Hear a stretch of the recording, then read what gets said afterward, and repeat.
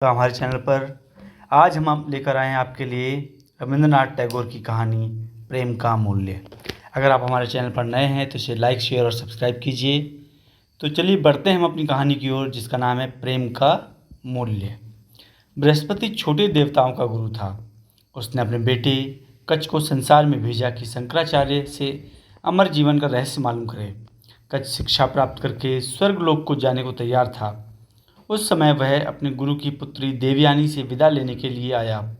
कच्छ, देवयानी, मैं विदा लेने के लिए आया हूँ। तुम्हारे पिता के चरण कमलों में मेरी शिक्षा पूरी हो चुकी है। कृपा कर मुझे स्वर्गलोक जाने की आज्ञा दो। देवयानी, तुम्हारी कामना पूर्ण हुई। जीवन के अमृत का रहस्य तुम्हें ज्ञात हो चुका है, जिसकी देवताओं को सर्वदा इच्छा रही है। किंतु तनिक विचार तो करो, क्या कोई और ऐसी वस्तु शेष नहीं जिसकी तुम इच्छा कर सको? कच्छ, कोई नहीं। देवयानी, बिल्कुल नहीं। तनिक अपने हृदय को टटोलो और देखो, संभवतः कोई छोटी बड़ी इच्छा कहीं दबी पड़ी हो। कच्छ, मेरे उषाकालीन जीवन का सूर्य अब ठीक प्रकाश पर आ गया है। उसके प्रकाश से तारों का प्रकाश मध्यम पड़ चुका है। मुझे अब वह रहस्य ज्ञात हो चुका है जो जीवन का अमृत है। देवयानी, तब तो संपूर्ण संसार में तुमसे अधिक कोई भी व्यक्ति प्रसन्न ना होगा। खेद है कि आज पहली बार मैं यह अनुभव कर रही हूँ कि एक अपरिचित देश में विश्राम करना तुम्हारे लिए कितना कष्टप्रद था। यद्यपि यह सत्य है कि उत्तम से उत्तम वस्तु जो हमारे मस्तिष्क में थी तुमको भेंट कर दी गई है। कच्छ, इसका तनि भी विचार मत करो और हर्ष सहित मुझे जाने की आज्ञा दो। देवयानी, सुखी रहो मेरे अच्छे सखा। तुम्हें प्रसन्न होना चाहिए कि तुम्हारा स्वर्ग नहीं है। इस मृत्युलोक में जहाँ तृषा से कंठ में कांटे पड़ जाते हैं, हंसना और मुस्कुराना कोई ठिठोली नहीं है। यही संसार है जहाँ अधूरी इच्छाएँ चहुओर घिरी हुई हैं, जहाँ खोई प्रसन्नता की स्मृति में बार बार कलेजे में हुक उठती है, जहाँ ठंडी सांसों में से पाला पड़ता है। तुम ही कहो, इस दुनिया में कोई क्या हंसेगा? कच्छ, देवयानी बता, जल्दी बता, मुझसे क्या अपराध हुआ है? देवयानी, तुम्हारे लिए इस वन को छोड़ना बहुत सरल है।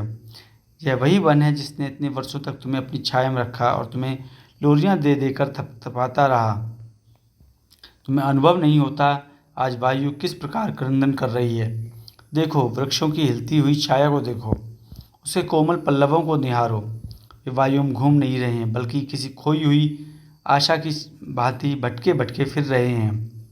एक तुम हो कि तुम्हारे ओष्ठों पर हंसी खेल रही प्रसन्नता के साथ तुम विदा हो रहे हो।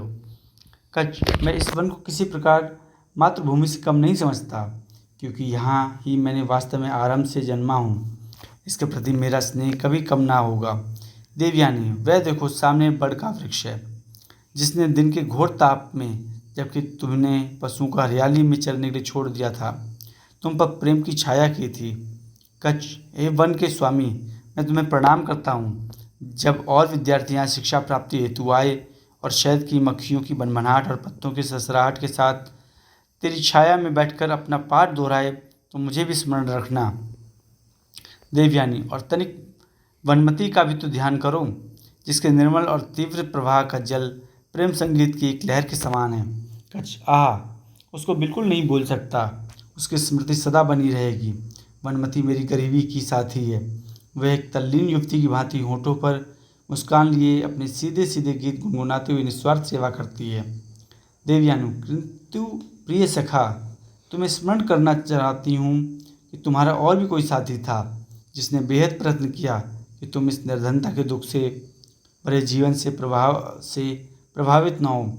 यह दूसरी बात है, यह प्रयत्न व्यर्थ हुआ। कच्छ, उसकी स्मृति जीवन का एक अंग बन चुकी है। देवयानी, मुझे वे दिन स्मरण हैं जब तुम पहली बार यहाँ आए थे। उस समय तुम्हारी आयु किशोर अवस्था से कुछ ही अधिक होगी। तुम्हारे नेत्र मुस्कुरा रहे थे। तुम उस समय उधर वाटिका की बाड़ के समीप खड़े थे। तुम्हारे शरीर पर श्वेत वस्त्र थे। ऐसा दिखाई देता था जैसे उषा ने अपने प्रकाश में स्नान किया हो। तुम्हें संभवतः स्मरण होगा, मैंने कहा था यदि मैं तुम्हारी कुछ सहायता कर सकूं तो मेरा सौभाग्य होगा। देवयानी, स्मरण क्यों नहीं है? मैंने आश्चर्य से तुमसे पूछा था कि तुम कौन हो, और तुमने अत्यंत नम्रता से उत्तर दिया था, मैं इंद्र की सभा में प्रसिद्ध गुरु बृहस्पति का सुपुत्र हूँ। फिर तुमने बताया कि तुम मेरे पिता से वह रहस्य मालूम करना चाहते हो जिससे मुर्दे जीवित हो सकते हैं। कच, मुझे संदेह था कि संभव है तुम्हारे पिता मुझे अपने शिष्य के रूप में स्वीकार ना करें। देवयानी, किंतु जब मैंने तुम्हारी स्वीकृति के लिए समर्थन किया तो वह इस विनती को अस्वीकार ना कर सके। उनको अपनी पुत्री से इतना अधिक स्नेह है कि वह उसकी बात टाल नहीं सकते। कच, और जब मैं 3 बार विपक्षियों के हाथों मारा गया तो तुम ही ने अपने पिता को बाध्य किया कि मुझे दोबारा जीवित करें। मैं इस उपकार को बिल्कुल नहीं विस्मृत कर सकता। देवयानी, उपकार? यदि तुम उसको विस्मृत कर दोगे तो मुझे बिल्कुल दुख ना होगा। क्या तुम्हारी स्मृति केवल लाभ पर ही दृष्टि रखती है? यदि यही बात है तो उसका विस्मृत हो जाना ही अच्छा है। प्रतिदिन पाठ के पश्चात संध्या के अंधेरे और शून्यता में यदि असाधारण हर्ष और प्रसन्नता की लहरें तुम्हारे सिर पर बीती हों, उनको स्मरण रखो। उपकार को स्मरण रखने से क्या लाभ? यदि कभी तुम्हारे पास से कोई गुजरा हो जिसके गीत का चुभता हुआ टुकड़ा तुम्हारे पाठ में उलझ गया हो, या जिसके वायु में लहराते हुए आंचल ने तुम्हारे ध्यान को पाठ से हटाकर अपनी ओर आकर्षित कर लिया हो, अपने अवकाश के समय में कभी उसको अवश्य स्मरण कर लेना, परंतु केवल यही और कुछ नहीं। सौंदर्य और प्रेम का याद ना आना ही अच्छा है। कच, बहुत सी वस्तुएं हैं जो शब्दों द्वारा प्रकट नहीं हो सकती। देवयानी, हाँ हाँ, मैं जानती हूँ। मेरे प्रेम से तुम्हारे हृदय का एक एक अणु छिद चुका है और यही कारण है कि मैं बिना संकोच के सत्य को प्रकट कर रही हूँ। तुम्हारी सुरक्षा और कम बोलना मुझे पसंद नहीं। तुम्हें मुझसे अलग होना अच्छा नहीं। यही विश्राम करो। कोई ख्याति ही हर्ष का साधन नहीं है। अब तुम मुझको छोड़कर नहीं जा सकते हो। तुम्हारा रहस्य मुझ पर खुल चुका है। कच, नहीं देवयानी, नहीं, ऐसा ना कहो। देवयानी, क्या कहा? नहीं? मुझसे क्यों झूठ बोलते हो? प्रेम की दृष्टि छिपी नहीं रह सकती। प्रतिदिन तुम्हारे सिर के तनिक से हिलने से तुम्हारे हाथों में कंपन, तुम्हारा हृदय, तुम्हारी इच्छा मुझे प्रकट करता है। जिस प्रकार सागर अपनी तरंगों द्वारा काम करता है, उस प्रकार तुम्हारे हृदय ने तुम्हारी भाव भंगिमा द्वारा मुझ तक संदेश पहुंचाया। सहसा मेरी आवाज़ सुनकर तुम तिलमिला उठते थे। क्या तुम समझते हो कि मुझे तुम्हारी उस दशा का अनुभव नहीं? मैं तुमको भली भांति जानती हूँ और इसलिए अब तुम सर्वदा मेरे हो। तुम्हारे देवताओं का राजा भी इस संबंध को नहीं तोड़ सकता। कच, किंतु देवयानी, तुम ही हो। क्या इतने वर्ष अपने घर और घर वालों से अलग हो रहकर मैंने इसलिए परिश्रम किया था? देवयानी, क्यों नहीं? क्या तुम समझते हो कि संसार में शिक्षा का मूल्य और प्रेम का मूल्य ही नहीं? समय नष्ट मत करो, साहस से काम लो और यह प्रतिज्ञा करो। शक्ति, शिक्षा और ख्याति की प्राप्ति के लिए मनुष्य तपस्या और इंद्रियों का दमन करता है। एक स्त्री के सामने इन सब का कोई मूल्य नहीं है।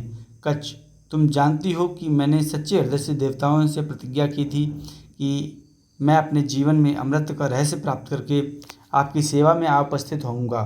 देवयानी, परंतु क्या तुम यह नहीं कह सकते कि तुम्हारे नेत्रों ने पुस्तकों के अतिरिक्त और किसी वस्तु पर दृष्टि नहीं डाली? क्या तुम यह कह सकते हो कि मुझे पुष्प भेंट करने के लिए तुमने कभी अपनी पुस्तक को नहीं छोड़ा? क्या तुम्हें कभी ऐसा अवसर की खोज नहीं की? संध्या काल मेरी पुष्प वाटिका के पुष्पों पर जल छिड़क सको। संध्या समय जब नदी पर अंधकार का वितान तन जाता तो मानो प्रेम अपने दुखित मौन पर छा जाता। तुम घास पर मेरे बराबर बैठकर मुझे अपने स्वर्गीय गीत गाकर क्यों सुनाते थे?